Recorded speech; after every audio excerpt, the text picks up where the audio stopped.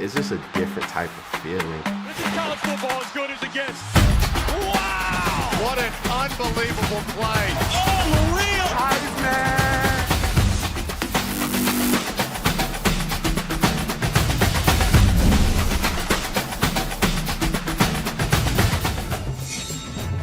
Welcome to the Kickoff presented by Ram Trucks. I'm Skubie Mageza. That is Gary Striewski.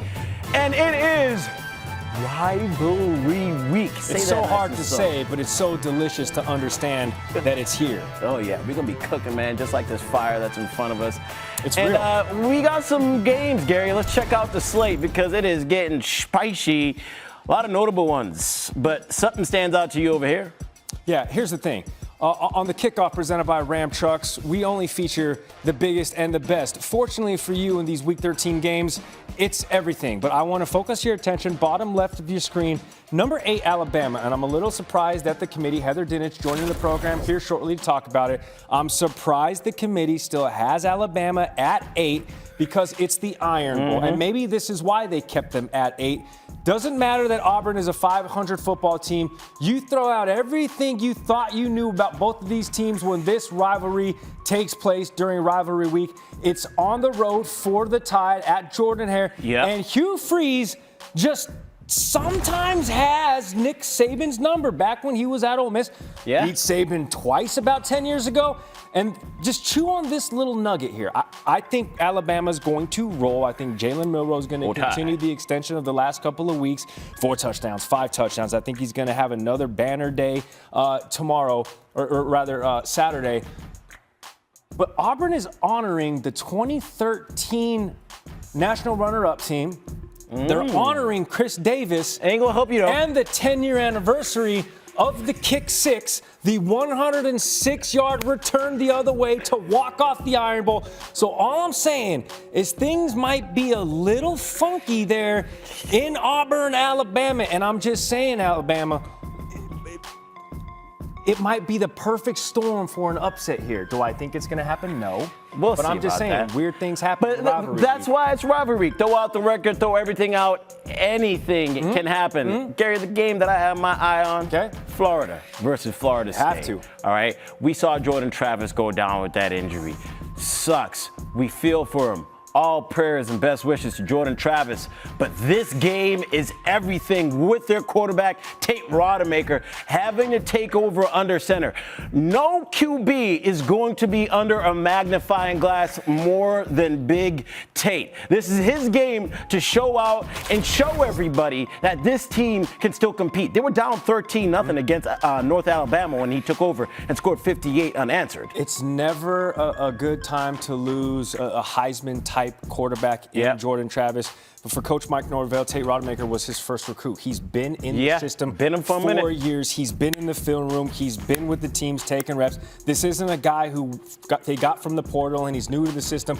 If you want anybody filling the role of one Jordan Travis, it's a guy who's been in the program for the last handful of years, and that's exactly what Florida State has. And let's not forget Graham Mertz, quarterback for Florida, also hurt, collarbone injury, won't be in the game.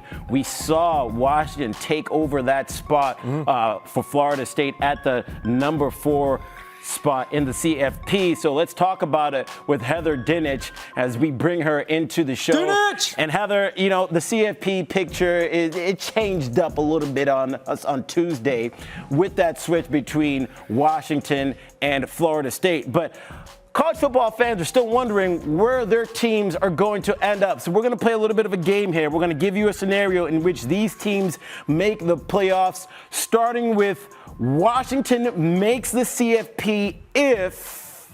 Fill in the blank. I'll give you 3 scenarios. 1, they run the table, they finish undefeated, they're in. 2, there's a possibility you could have 2 Pac-12 teams in. What if Washington's only loss is to Oregon in the Pac-12 championship game, and there are upsets in the other Power 5 conferences? You've got Pac-12 champ Oregon, you've got 1-loss Washington that beat the Pac-12 champs in the regular season. Finally, last but not least, this one's real tough, but if Washington loses to Washington State in the Apple Cup, they're going to need some help. They got to win the Pac-12 championship, and then they got to have some upsets. That would be devastating. Heather, based off of the hat, I was expecting a touch more of a salty answer, but I digress. What about this? Oregon makes the CFP if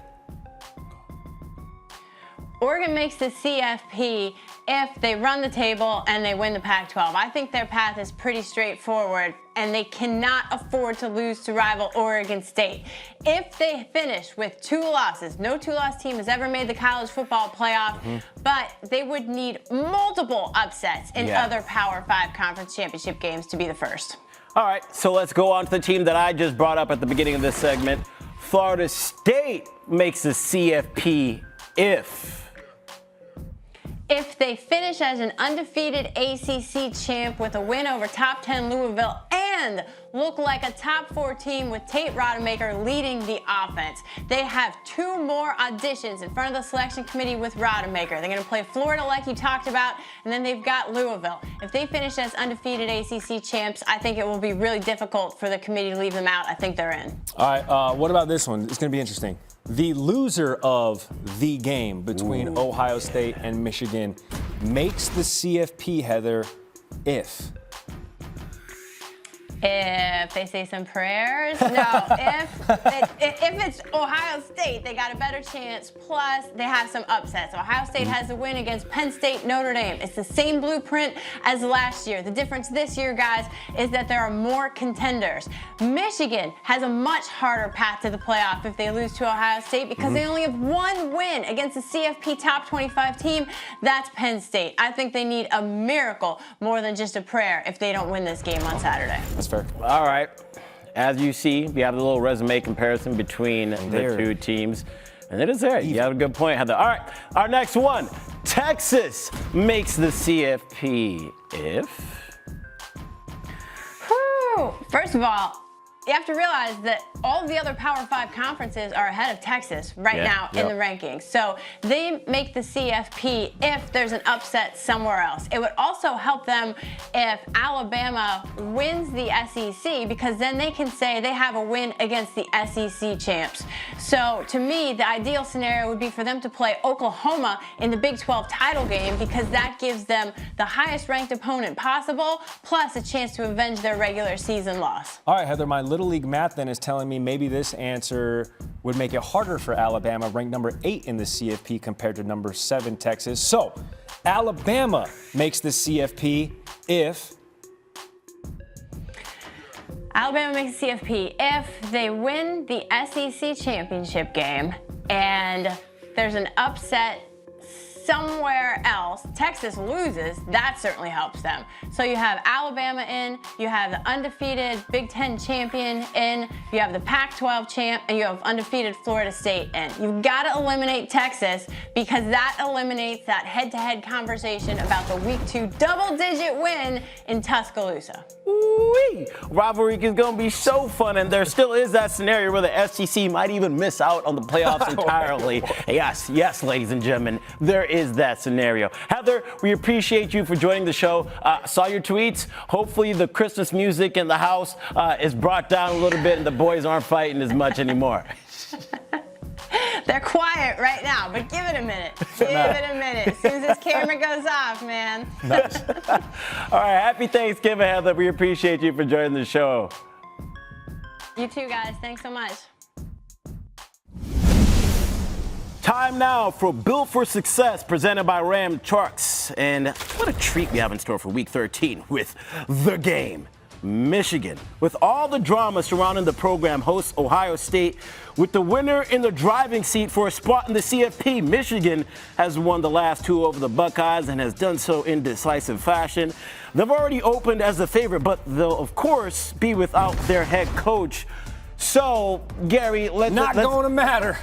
All right, so let's get deep into it. If you're Ryan Day and you know that Jim Harbaugh is not going to be on that sideline, how are you going to exploit that for your team's success? I think it's all about ball control in this case for Ohio State. You know that Michigan has, in my opinion, the better running back in Blake Corum, who's actually healthy in this game for the first time in the last 3 times that he's actually played him. He's going to be fired up.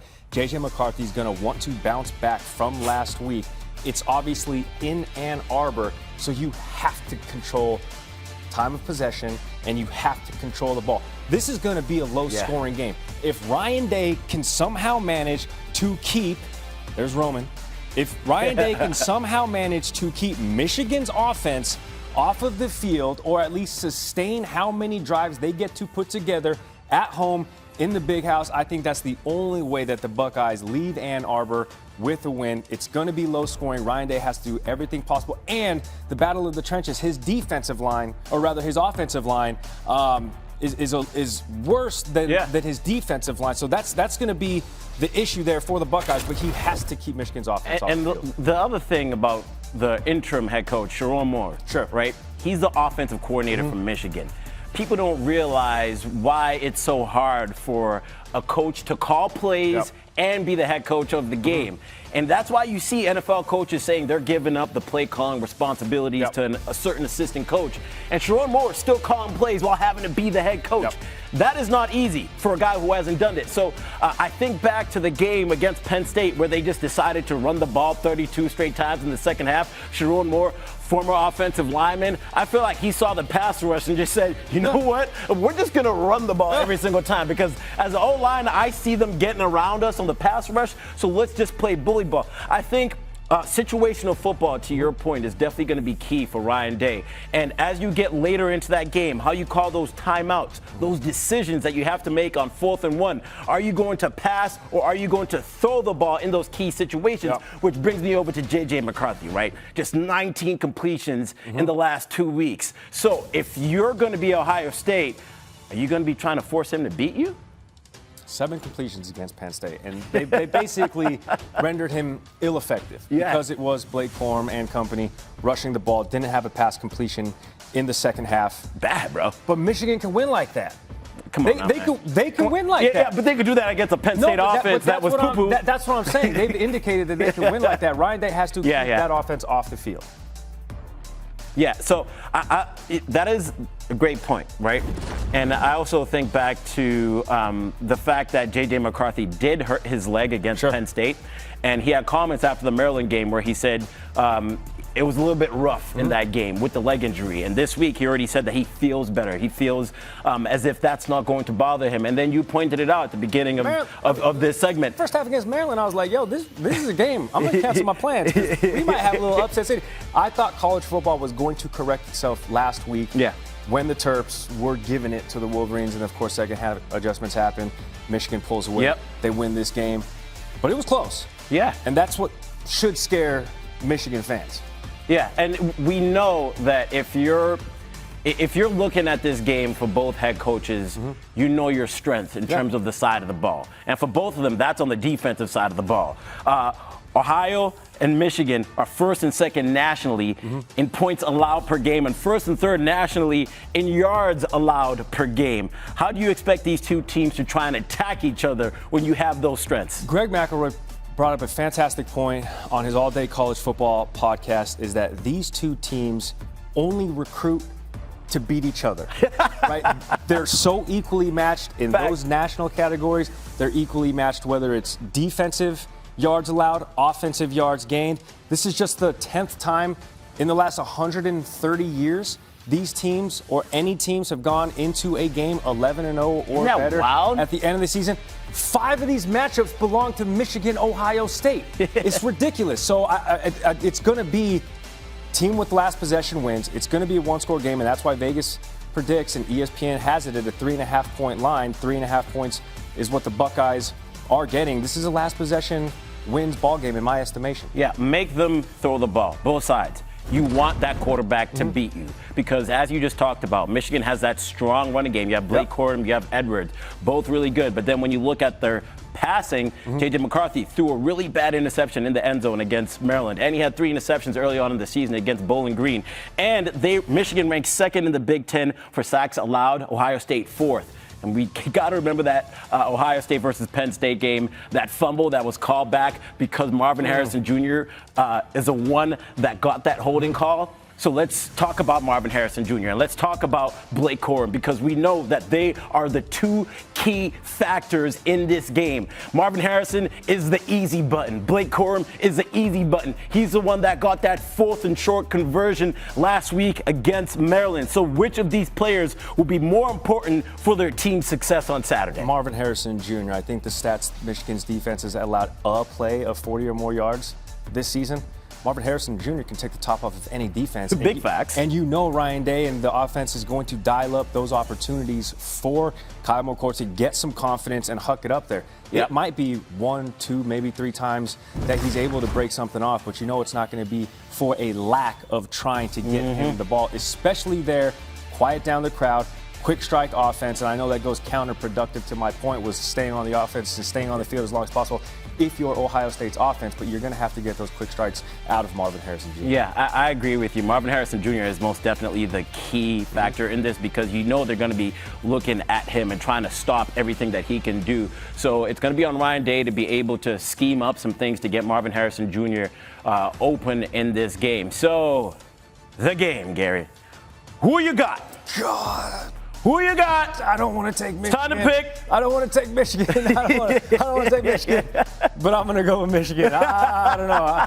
Again, Come on, man. I know we're talking about Harbaugh not being on the sideline, but he's had the entire week to prepare, install personnel, install plays, basically give Coach Moore the opening script for this game. It's Michigan, man. I'm going with Ohio State. And I'm going with Ohio State because J.J. McCarthy in that passing game, man, at some point, you got to throw the ball to win the big games, right? And I think of it like this. With any great basketball player, if you're in rhythm, if you're getting hot, right, the next couple of games or the next shot, the rim's getting bigger and bigger. But J.J. McCarthy has not been throwing the ball. He has not had those opportunities to get in rhythm. And that's not just him. That's his wide receivers as well. Roman Wilson, he was hurt.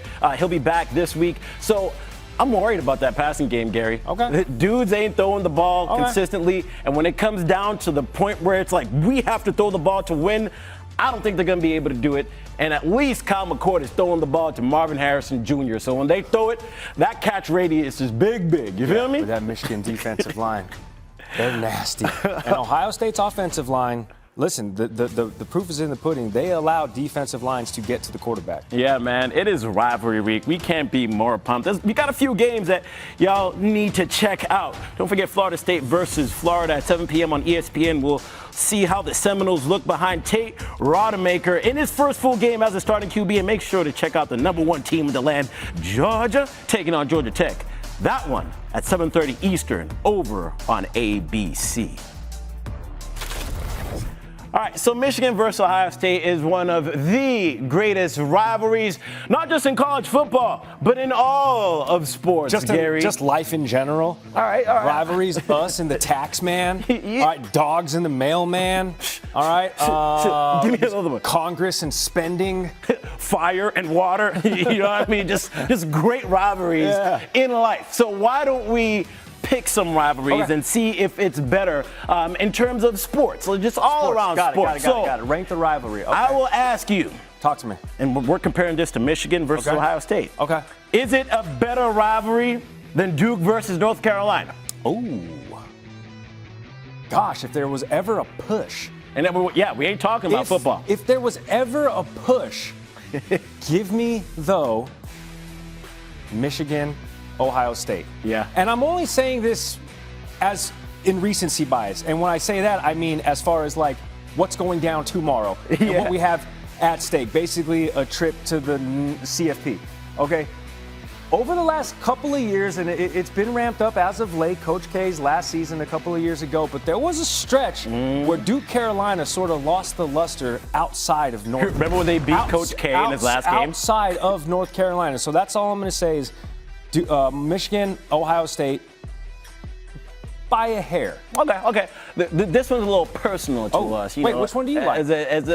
Listen, I'm going to go with the next one. Okay, You pick the next one. All right. A little personal. Oh. You know, we like this team here. Okay.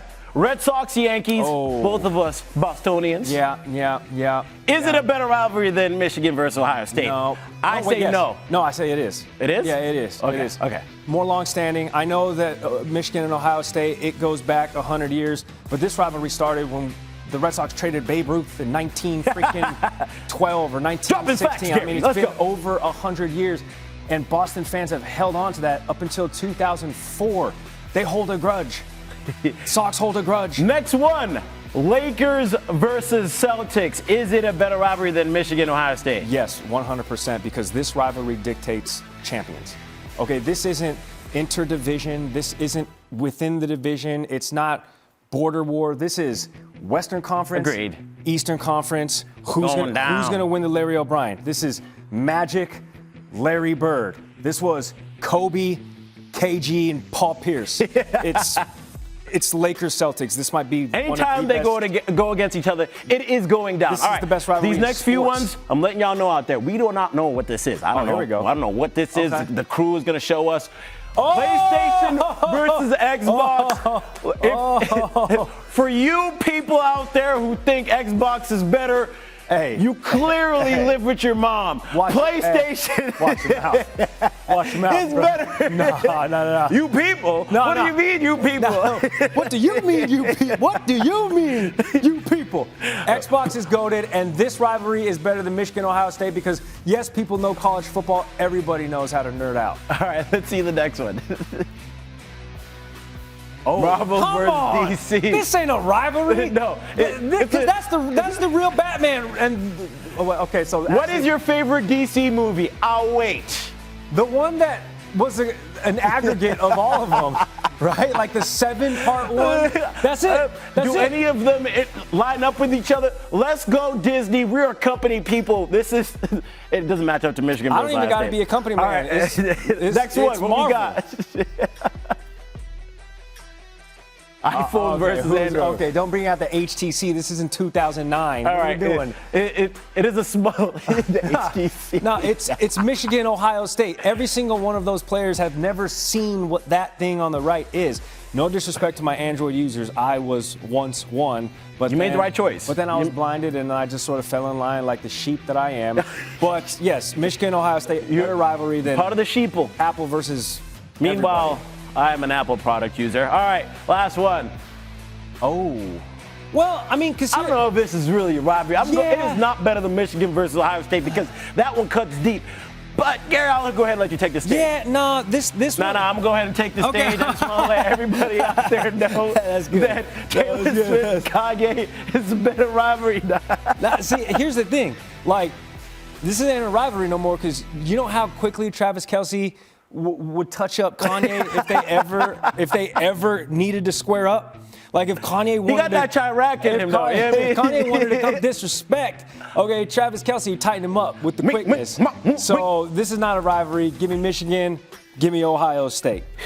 All right. Yeah, that's all I'm going to say. So you know how we do every weekend. Get your full dose of college football around the ESPN digital landscape with our stacked Saturday lineup. Start your morning with Countdown to Game Day at 8:30 a.m. with Harry Douglas, Harry Lyles, and Christine Williamson. Then check out the best moments from the day so far with the College Football Show at 7 p.m. and end your night with Skubie. your boy. I'm on both shows. College Football Show on the wrap-up. Me, Matt Sims, and Sam Ravitch.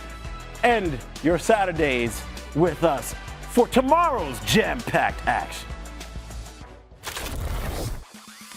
With Thanksgiving tomorrow, we thought we would close the show out talking about what we're thankful for. Green bean casserole. Come on now, Scooby, bro. stop Throw that out with the turkey. We don't need any of that. What? All right? Throw it out with the turkey? Steak over turkey. Turkey, people get rid of it.